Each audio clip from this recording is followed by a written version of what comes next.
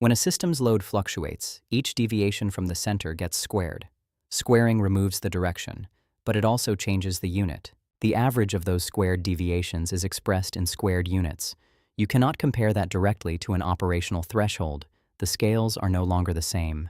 Taking the square root brings the spread back into the original unit of load. This is not an approximation. It is a change of scale. Once the spread is in the same unit as the load, you can compare two systems directly. One with a narrow spread is more stable.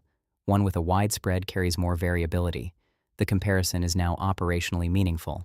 Two systems can have the same spread but very different load profiles. One may spike upward far more often. The spread value alone does not reveal that. Operational spread is a change of scale, not a model of rare events. It does not predict failure. It does not describe tail behavior.